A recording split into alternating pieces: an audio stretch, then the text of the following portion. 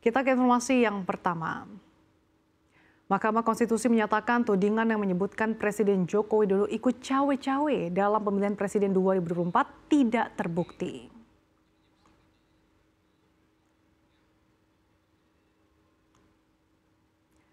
Hal itu menjadi salah satu pertimbangan yang dibacakan MK dalam putusan perselisihan hasil pemilihan umum atau PHPU Presiden dan Wakil Presiden 2024 yang dibacakan hari ini. Daniel mengatakan berbagai alat bukti yang diajukan pemohon tidak kuat dan tidak memberikan korelasi terhadap suara pemilih saat Pilpres. Seperti artikel dan rekaman video berita yang menunjukkan kegiatan Presiden Jokowi. Bukti-bukti yang diajukan juga menunjukkan berita media massa tentang pernyataan Presiden Jokowi tentang ikut cawe-cawe dalam Pilpres 2024.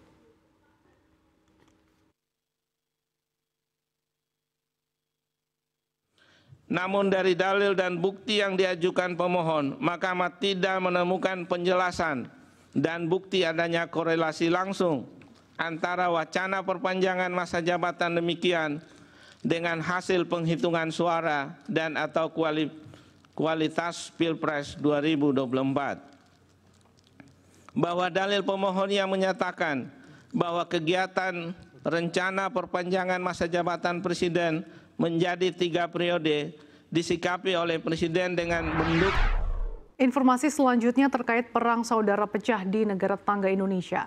Pertempuran dilaporkan berkobar di perbatasan timur Myanmar dengan Thailand sejak Sabtu lalu. Serangan ini berasal dari kelompok anti-junta militer atau pasukan perlawanan yang berperang untuk mengusir pasukan junta. Sejumlah ledakan dan tembakan terus terdengar di wilayah itu.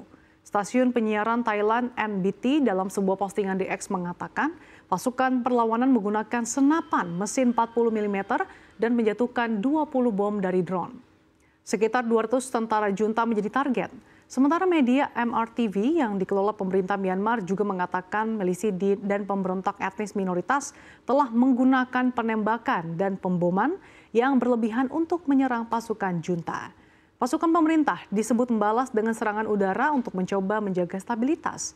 Diketahui sekitar 3.027 warga sipil Myanmar juga dilaporkan telah mengungsi melintasi perbatasan untuk mencari perlindungan sementara di kota Mae Sot di perbatasan Thailand-Myanmar untuk menghindari pertempuran sengit antara pemberontak dan junta.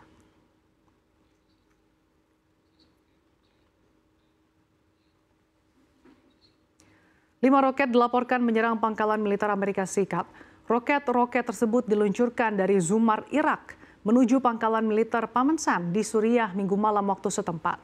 Ini menjadi serangan perdana ke pasukan Amerika Serikat di negeri itu sejak kelompok-kelompok pro-Iran di Irak menghentikan serangan Februari.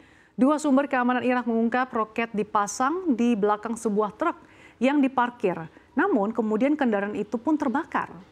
Mengutip Reuters, serangan itu terjadi 1 hari setelah ledakan besar di sebuah pangkalan militer di Irak pada Sabtu pagi yang menewaskan seorang anggota pasukan keamanan Irak. Tentara mengatakan sedang menyelidiki dan tidak ada pesawat tempur di langit pada saat itu. Belum ada konfirmasi apakah serangan minggu itu mengenai sasaran atau tidak termasuk apakah ada kerusakan dan korban.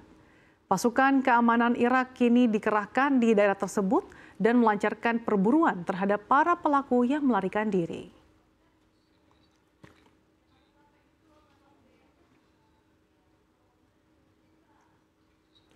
Berita terpopuler selanjutnya masih terkait ketegangan di kawasan Timur Tengah, di mana foto satelit yang diambil oleh Planet Labs PBC menunjukkan kondisi pangkalan udara Nevatim Israel pasca serangan Iran ke Israel.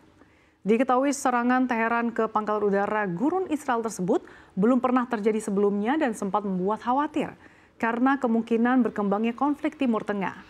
Foto satelit yang diambil Planet Labs PBC menunjukkan bagaimana perbaikan taxiway dilakukan pemerintah Zionis terhadap pangkalan udara itu. Diketahui Iran sempat menembakkan 300 lebih drone dan rudal 20 April lalu.